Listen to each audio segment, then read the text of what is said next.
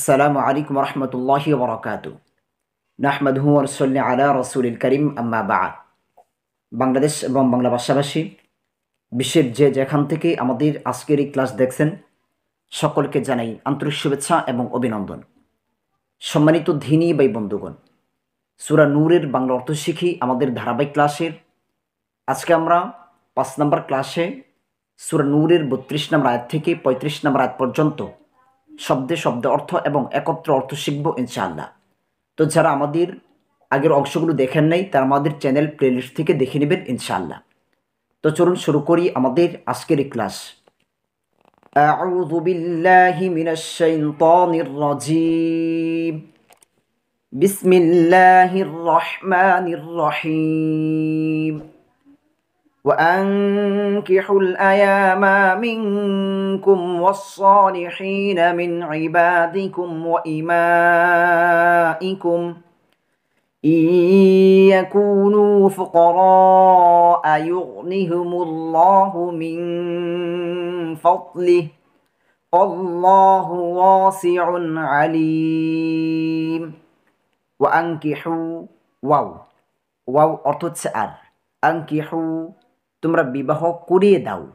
অভিভাবকদেরকে আল্লাহ সুবহানাহু ওয়া তাআলা বলছেন আয়ামা বন্ধনহীনদের। আয়ামা শব্দটি হচ্ছে আইম শব্দের বহুবচন, যার অর্থ হচ্ছে বিপত্নিক পুরুষ ও বিধবা নারী যাদের বিয়ে বর্তমান নেই। মিনকুম মিন অর্থ হচ্ছে থেকে, কুম তোমাদের, তোমাদের থেকে অর্থাৎ তোমাদের মধ্যে। অসলিহিনা ওয়াও অর্থ হচ্ছে এবং বা আর, আসলিহিনা সৎকর্মপরায়ণ, মিন থেকে, ইবাদিকুম তোমাদের দাসদের, তোমাদের দাসী যারা আছে। ওয়া ইমাইকুম ওয়াও উ ইমাইকুম তোমাদের দাসীদের।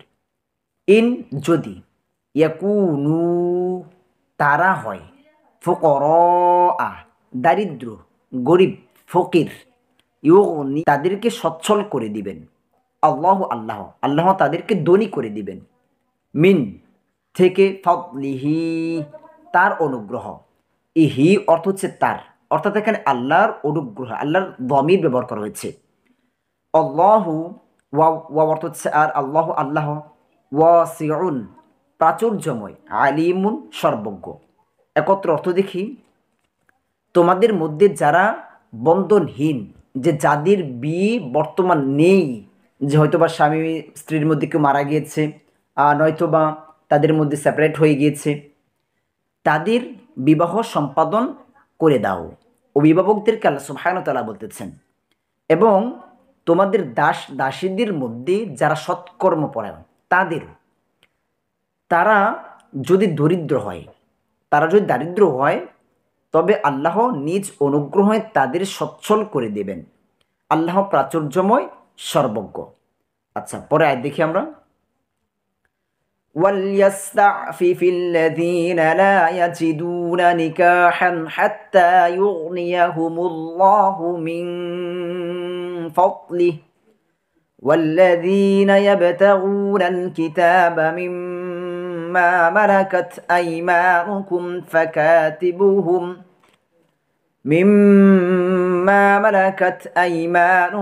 فكاتبوهم إن علمتم فيهم خيرا وآتوهم مما لله الذي آتاكم ولا تكرهوا فتياتكم على البغاء إن أردنا تحصنا لتبتغوا عرض الحياة الدنيا ومن يكرهن فإن الله من بعد إكراههن غفور رحيم। ওয়ালিয়াস্তাফিফ এবং সংযম অবলম্বন করা উচিত। ওয়ালিয়াস্তাফিফ সংযম অবলম্বন করা উচিত, ধৈর্য ধারণ করা উচিত। আল্লাযীনা যারা, লা ইয়াজিদুনা সামর্থ্য রাখে না, লা নাবুদুক লা ইয়াজিদুনা, যারা কি করে না, সামর্থ্য রাখে না। কিসের সামর্থ্য? নিকাহান, বিবাহের। হাত্তা, যতক্ষণ না, ইউগনিয়াহুম, তাদেরকে অভাবমুক্ত করে দেন, আল্লাহ, আল্লাহ, মিন, থেকে, ফাদলিহি, তার অনুগ্রহ, যে আল্লাহর অনুগ্রহ থেকে যতক্ষণ পর্যন্ত না আল্লাহ সুবহানাহু ওয়া তাআলা তাকে সামর্থ্য দিচ্ছেন, ততক্ষণ পর্যন্ত ধৈর্য ধারণ করার নির্দেশ দিচ্ছেন। ওয়াল্লাযীনা, ওয়াও অর্থ হচ্ছে আর, আল্লাযীনা, যারা, ইয়াবতাগুনা, করতে চায়, আল কিতাবা, চুক্তি, মিম্মা মালাকাত আইমানুকুম, যার মালিক হয়েছে তোমাদের ডান হাত, অর্থাৎ দাস দাসীদের মধ্য থেকে যদি তারা চুক্তি করতে চায় যে তারা যদি আপনাদেরকে এতটুকু টাকা দিতে পারে, এই কিছু দিতে পারে, তাহলে তারা মুক্ত হয়ে যাবে, তাহলে তোমরা ওই চুক্তিতে রাজি হও। ফাকাতিবুহুম, তাদের সাথে তোমরা লিখিত চুক্তি করো।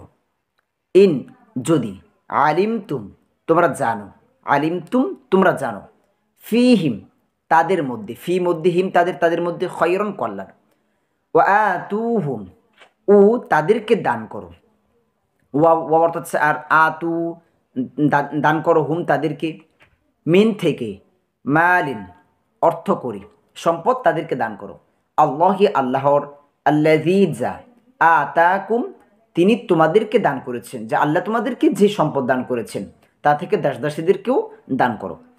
ওয়ালা তুকরিহু, ওয়া ওয়া অর্থ হচ্ছে এবং, ইল্লা, না, বাধ্য করো না, ওয়ালা তুকরিহু, আর তোমরা কি করো না, বাধ্য করো না, ফাতায়াতিকুম, তোমাদের দাস দাসীদের, আলা, উপরে, আল বিগাই, বেবিচারের, বেবিচারের উপর তোমরা তোমাদের দাস দাসীদেরকে কি করো না, বাধ্য করো না। ইন, যদি, আরদে না, তারা চায়, তাহাসুনান, সতীত্ব রক্ষা করতে, লিতাবে তাহু, যেন তোমরা হাসিল করো, আরদ, স্বার্থ, আল হায়াতিদ দুনিয়া, পার্থিব জীবনের, ওয়ামান, আর যে, ওয়া ওয়া অর্থ হচ্ছে আর, মান, মান অর্থ হচ্ছে যে, ইউক্রিহুন্না, তাদের বাধ্য করবে, ফা ইন্না, তবে নিশ্চয়ই, ফা তবে ইন্না, নিশ্চয়ই, কিসে বাধ্য করবে, বেবিচারে, আল্লাহ, আল্লাহ, মিম বাদি, পরেও, ইকরাহিহিন্না, বাধ্য করার, গফুরুন, ক্ষমাশীল, রহিমুন, অসীম দয়ালু। আচ্ছা, একত্র অর্থ দিয়ে কি তাহলে আমরা সহজে বুঝবো ইনশাআল্লাহ। আর যারা বিবাহের সামর্থ্য রাখে না, তারা যেন সংযম, অর্থাৎ ধৈর্য অবলম্বন করে। যাদের বিয়ের সামর্থ্য নেই, বিয়ে করার মতো সামর্থ্য নেই, তাদেরকে ধৈর্য ধারণ করার কথা এখানে বলা হয়েছে। এখানে সামর্থ্য বলতে আমাদের মধ্যে কিছু ভুল ধারণা রয়েছে। আমরা মনে করি যে সামর্থ্য মনে হয় আমাকে লাখ টাকার একটা চাকরি থাকতে হবে, আমাকে ভালো একটা গাড়ি থাকতে হবে, বাড়ি থাকতে হবে, তখন হয়তোবা এটার সামর্থ্য আমি উপযুক্ত হয়েছি। আসলে ইসলামে এটা সামর্থ্য না। ইসলামে এই ক্ষেত্রে সামর্থ্য হচ্ছে যদি দেনমোহর এবং স্বাভাবিক ভরণ পোষণ দেওয়ার মতো আপনার কোনো ব্যবস্থা থাকে, তখনই আপনি বিয়ে করতে পারেন। এটি হচ্ছে ইসলামের সামর্থ্য। কিন্তু আমাদের বর্তমান যে সামর্থ্যর কথা আমরা মনে করি, আসলে ওইটা ইসলামে সামর্থ্য না। দেনমোহর দিতে হবে অবশ্যই। আর এখানে আরেকটা কথা হচ্ছে, দেনমোহর এটা হচ্ছে স্ত্রীর হক, এটা তাকে দিতে হবে। তবে আমাদের বর্তমানে এটার সিস্টেমটা অনেকটাই অন্যরকম হয়ে গিয়েছে, যে আমরা বাকিতে দেনমোহর করি, লক্ষ লক্ষ টাকা ধার্য করি, কিন্তু পরবর্তীতে এটা আর দেওয়া হয় না। এটা করবেন না। যা পারেন চেষ্টা করবেন নগদে করার জন্য।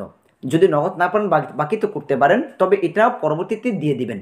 এটা না দিয়ে যে পরবর্তীতে আপনি তার কাছে ক্ষমা চেয়ে নেবেন, অনেকে এরকম আছে যে ক্ষমা চেয়ে নেই নির্লজ্জের মতো, আবার অনেকে এরকম আছে যে এরকম না দিয়ে আমরা দুনিয়া থেকে বিদায় হয়ে যাই। আসলে এটা আমরা করবো না, আমরা যত সম্ভব দিয়ে দেওয়ার চেষ্টা করব। তারা নিতে চাইবে না বা নিতে চাইবে, ওইটা দেখার আমাদের কোনো প্রয়োজন নেই। আমরা আমাদের দায়িত্ব আমরা দিয়ে দেওয়ার চেষ্টা করবো ইনশাআল্লাহ, যতক্ষণ না আল্লাহ নিজ অনুগ্রহে তোমাদের অভাব মুক্ত করেন। যে আল্লাহ এখানে ধৈর্য ধারণ করার কথা বলা হচ্ছে। হাদিসের মধ্যে এসেছে, আল্লাহ রসুল সাল্লাল্লাহু আলাইহি সাল্লাম বলেছেন, হে যুবক দল, তোমাদের মধ্যে যারা সামর্থ্য রাখে তারা যেন অবশ্যই বিয়ে করে নেয়। বিয়ে দৃষ্টিকে নিম্নমুখী রাখে এবং লজ্জাস্থানকে হেফাজত করে। যার বিয়ে করার সামর্থ্য নেই সে যেন অবশ্যই সিয়াম অর্থাৎ রোজা পালন করে, এটাই তার জন্য আত্মরক্ষাকারী। তোমাদের অধিকার ভুক্তদের মধ্যে যারা মুক্তির জন্য লিখিত চুক্তি করতে চায়, যে দাস দাসীদের মধ্য থেকে যারা লিখিত চুক্তি করতে চায় যে আমি আপনাকে এতগুলো টাকা দিব, অথবা যে বিনিময়ে আমরা এটা আপনাকে প্রদান করব, যে তারপরে আমরা আপনার কাছ থেকে মুক্ত হয়ে যাব। যদি দাসদাসীরা এরকম চুক্তি করতে চায় তাহলে তাদের সাথে চুক্তি করার জন্য তাদের সাথে তোমরা লিখিত চুক্তি করো, যদি জানো যে তাদের মধ্যে কল্যাণ আছে। আল্লাহ তোমাদের যে সম্পদ দিয়েছেন তা থেকে তাদের দান করো। দেখেন আল্লাহ সুবহানাহু ওয়া তাআলা তারপর আবার মনিবকে বলতেছে যে আল্লাহ আপনাকে যে সম্পদ দিয়েছেন তা থেকেই তাকে দান করো, যেন তার জন্য এই যে মুক্ত হওয়াটা এটার জন্য সহজ হয়ে যায়। তোমাদের দাসীরা নিজেদের পবিত্রতা রক্ষা করতে চাইলে পার্থিব জীবনের সম্পদের লালসায় তাদের বেবিচারে বাধ্য করো না। এটা জাহিলি জামানায় একটা প্রথা ছিল, যে জাহিলি জামানায় মনিব তার দাসীদেরকে এই অনৈতিক কাজে বাধ্য করত, যেন তারা এর মাধ্যমে অর্থকরী উপার্জন করে আর মনিব এটা গ্রহণ করতে পারে। বিশেষ করে আব্দুল ইবনে উবাই তার একজন দাসী ছিল যার নাম ছিল মুসাইকা, তাকে এই অনৈতিক কাজে লিপ্ত করত এবং সে যে অর্থকরী অর্জন করত ওইটা আব্দুল ইবনে উবাই নিয়ে নিত। তো ইসলাম এই অনৈতিক কাজকে, এই ভ্রান্ত পথাকে ইসলাম উঠিয়ে দিয়েছে, নিষেধ করেছেন যে তাদের বাধ্য করবে। সে জেনে রাখুক আল্লাহ তার বাধ্য করার পরও তাদের প্রতি ক্ষমাশীল অসীম দয়ালু। যে এখানে যে মহিলা ভালো কিন্তু তাকে বাধ্য করা হয়েছে, জোর করে তার মনিব করিয়েছে, তো ওই ক্ষেত্রে আল্লাহ সুবহানাহু ওয়া তাআলা ওই মহিলাকে আল্লাহ সুবহানাহু ওয়া তাআলা ক্ষমা করে দিবেন। আর ওই যে মুসাইকা আব্দুল ইবনে উবাইয়ের যে দাসী ছিল ও কিন্তু ভালো ছিল, কিন্তু বাধ্য করছে আব্দুল ইবনে উবাই তাকে এই অনৈতিক কাজের জন্য। আচ্ছা দেখি আমরা পরে আয়াত। وَلَقَدْ أَنزَلْنَا إِلَيْكُمْ آيَاتٍ مُبَيِّنَاتٍ وَمَثَلًا مِنَ الَّذِينَ خَلَوْا مِن قَبْلِكُمْ وَمَوْعِظَةً لِلْمُتَّقِينَ।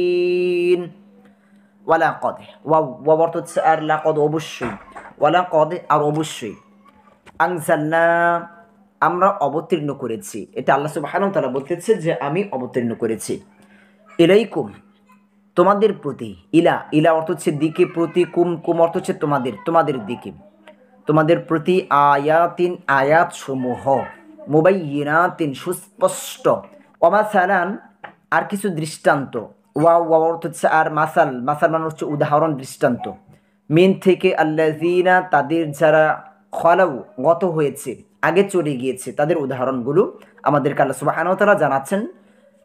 মিন থেকে, লিকুম তোমাদের পূর্ববর্তীদের, কবলা অর্থ হচ্ছে পূর্বে, বাদা অর্থ হচ্ছে পরে, কুম অর্থ হচ্ছে তোমাদের, অমাউইযাতান এবং উপদেশ, উপদেশ, লিল মুত্তাকিনা মুত্তাকিদের জন্য, একত্র অর্থ। আমি তোমাদের প্রতি অবতীর্ণ করেছি সুস্পষ্ট আয়াতসমূহ। আল্লাহ সুবহানাহু ওয়া তাআলা বলতেছেন যে আমি যে মুহাম্মদ সাল্লাল্লাহু আলাইহি সাল্লামের উপর সুস্পষ্ট আয়াতসমূহ অবতীর্ণ করেছেন। তোমাদের পূর্ববর্তীদের কিছু দৃষ্টান্ত আমাদেরকে আল্লাহ সুবহানাহু ওয়া তাআলা জানাচ্ছেন, এবং মুত্তাকিদের জন্য উপদেশ, যে এগুলো হচ্ছে মুত্তাকিদের জন্য উপদেশ। আমরা পূর্বেকার ঘটনা থেকে আমরা জানবো, শিখবো, এবং ওই আলোকে আমরা জীবন পরিচালনা করব, ওই থেকে বেঁচে থাকবো। আল্লাহর এটা একটা বিশেষ নেয়ামত যে আল্লাহ সুবহানাহু ওয়া তাআলা আমাদেরকে এই বিষয়গুলো জানাচ্ছেন যেন আমরা এই বিষয়গুলো থেকে সতর্ক থাকি। আচ্ছা দেখি আমরা পরের আয়াত। আল্লাহু নূরুস সামাওয়াতি ওয়াল আরদ মাসালু নূরিহি কামিশকাতিন ফিহা মিসবাহ আল মিসবাহু ফি জুজাজাহ الزجاجة كأنها كوكب دري يوقد من شجرة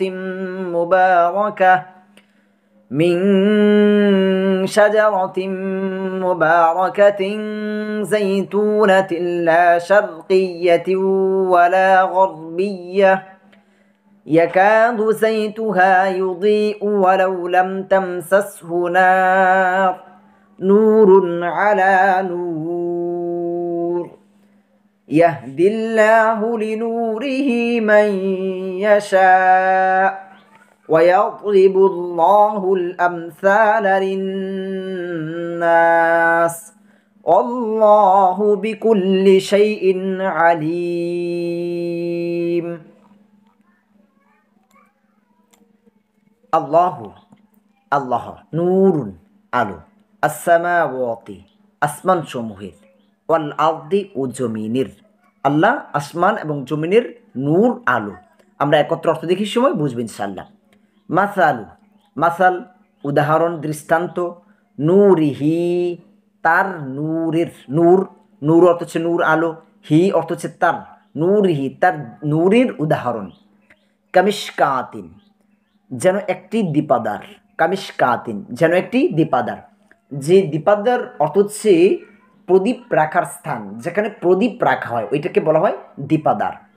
ফিহা যাতে, মিসবাহুন একটি প্রদীপ, যেখানে একটি প্রদীপ রয়েছে, আল মিসবাহু প্রদীপটি, মিসবাহুন অর্থ হচ্ছে প্রদীপ বা বাতি, আল মিসবাহু বাতিটি বা প্রদীপটি, ফি মধ্যে, জুজাজাতিন একটি কাচের, কাচের মধ্যে, আর জুজাজাতু কাচ পাত্রটি, ওই কাচটি, কান্নাহা যেন তা, কাউকাবুন নক্ষত্র, দুর্রিয়ুন উজ্জ্বল, উজ্জ্বল নক্ষত্রের মতো ওই কাচ পাত্রটি, ইউকদ তা প্রজ্বলিত করা হয়, মিন থেকে বা ধারা, সাজারতিন বৃক্ষের, মুবারাকাতিন মুবারাকাত মানে কি বরকতময়, জাইতুনাতিন জাইতুন জাইতুনের বৃক্ষের তেলের দ্বারা, লা শারকিয়াতি যা পূর্বমুখী নয়,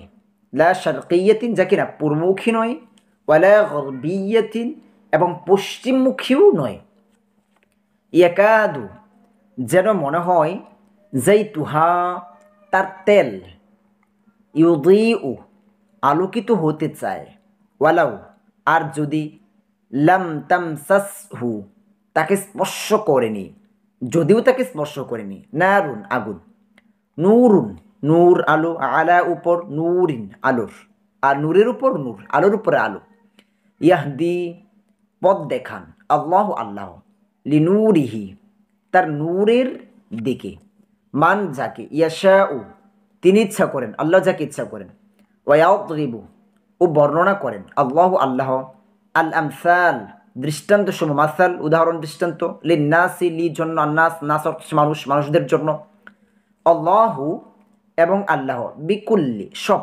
প্রত্যেক, শাইইন বিষয়ে কিছু, আলিমুন গাতক খবর রাখেন। আচ্ছা একত্র অর্থ দেখি আমরা। অনেক ওলামায়ে কেরাম বলে থাকেন যে আয়াতটির রূপক করতে ব্যবহার করা হয়েছে এবং এই আয়াতটির গভীরতা অনেক বেশি, তবে আমরা এখানে সংক্ষেপে বুঝার চেষ্টা করব ইনশাআল্লাহ। আল্লাহ নূর আসমান সমূহ ও জমিনের, আল্লাহ আসমান সমূহ ও জমিনের নূর। আচ্ছা প্রথমে নূর শব্দটি কি? নূর অর্থ হচ্ছে আলো। আলো কি? আলো পথ দেখায়।